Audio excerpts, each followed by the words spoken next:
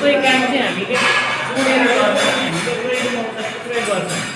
योभन्दा अगाडि हाम्रो मेकानिकलमा मेसिन वर्कसप थियो, त्यहाँ चाहिँ मेसिनबाट हुने कामहरू हुन्थ्यो भने यहाँ चाहिँ वेल्डिङको मतलब कति पनि काम हुन्छ हामीले गरेर त्यो काम चाहिँ वर्कसपमा हुन्छ।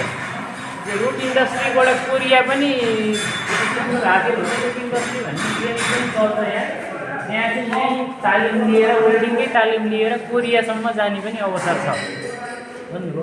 अब यहाँ भएका मेसिनहरू जसले ग्यासको सिलिन्डर देख्नु भएको कार्बन डाइअक्साइड ग्यासको सिलिन्डर हो, अक्सिजनबाट पनि वेल्डिङ हुन्छ। त्यसैले यो सिलिन्डर अनि यो मेसिनहरू प्रत्येक मेसिनले चाहिँ आफै वेल्डिङ चाहिँ मेनुअल मतलब मान्छेले नै काम गर्ने हो, तर यसमा चाहिँ अटोमेटिक इलेक्ट्रोड फिड हुन्छ कि उता चाहिँ स्टिकमा एउटा भित्र लट्टी इलेक्ट्रोड राख्नु पर्थ्यो भने यहाँ चाहिँ ट्रिगरले डाइरेक्ट सरेर चाहिँ वेल्डिङ हुन्छ। यो चल्या भने हेर्नु बाहिरको अर्को मेसिन त देख्नु भयो होला सबै साथीहरू, त्यही छ।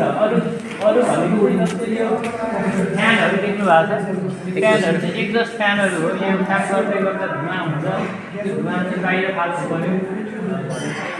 अनि प्रत्येक मेसिनमा एकजना बसेर काम गर्ने। वेल्डिङको उद्देश्य भनेको धातुलाई जोड्ने ती अन्तर्गतका मेसिनहरू। यो मेसिनलाई चाहिँ मिग वेल्डिङ मेसिन भन्दा हुन्छ, मेटल इनर ग्यास वेल्डिङ। अनि यहाँ एउटा मेसिन छ, यो अलिकति फरक छ। यो चाहिँ टिग वेल्डिङ भनेर भन्छ, टङ्स्टन इनर ग्यास वेल्डिङ भन्छ। भित्र टङ्स्टन इलेक्ट्रोड हुन्छ अनि एउटा ग्यासको सिलिन्डर प्रयोग गरिन्छ जसमा आर्गन ग्यास राखिएको हुन्छ, इनर्ट ग्यासको प्रयोग हुन्छ। कम्बस्टिबल ग्यास राख्यो भने चाहिँ के हुन्छ, झन् आगो लाग्ने भयो होइन। इनर्ट ग्यास भयो त्यसले सिल्डिङको रूपमा काम गर्छ क्या, सिल्डको रूपमा काम गर्छ अनि वेल्डिङ हुन्छ यसमा। अनि यसमा चाहिँ हामीले यस्तो पहिले इनबिल्ड इलेक्ट्रोडहरू प्रयोग गरिन्छ होइन, तर स्टिक वेल्डिङ अथवा सिल्डेड मेटल आर्क वेल्डिङमा चाहिँ यत्रो इलेक्ट्रोड हुन्छ लामो लामो। यसमा फिलर मेटेरियल यो जोड्दै गर्दा हामीले धातुलाई फिल गर्नु पऱ्यो भने चाहिँ यसलाई अन गरिसकेपछि यसलाई चाहिँ हामीले भर्दै जान्छ। यो TIG welding tungsten inert gas welding भन्छ कि। सर यो केले बनाउँछ?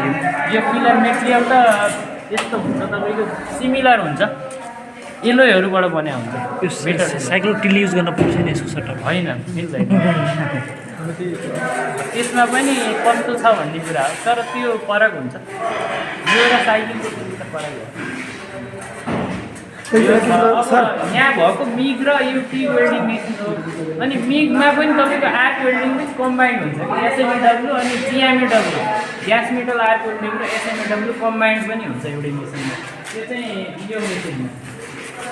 यो मेसिनमा दुईटै कम्बिनेसन छ अरे। यसबाट आर्क वेल्डिङ पनि हुने भयो होइन, अनि यसबाट टिग वेल्डिङ दुईटै हुने भयो, के अरे मिग वेल्डिङ। कम्बाइन्ड मेसिन चाहिँ 5-6वटा छन्, अरू सिङ्गल भएको पनि छन् अरू सब।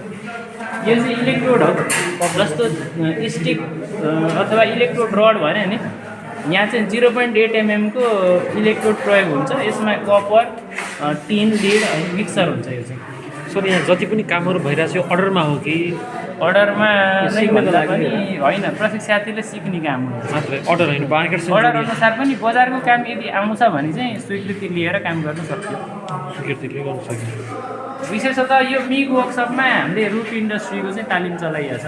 भनेको को यहाँ तालिम सिकेर चाहिँ उहाँहरू कोरिया जानुहुन्छ यो उसले नै बोलाउँछ कि के भन्छ श्रम मन्त्रालयले नै बोलाउँछ त्यहाँबाट चाहिँ यहाँ छनौट भएर आउनुहुन्छ यहाँ सिक्नुहुन्छ रोस्टरमा बस्नुहुन्छ अनि कोरिया जानुहुन्छ अर्डर अनुसार काम पनि गर्नु पाइयो तर विद्यार्थीकै लागि यो सबै अब यता यो पनि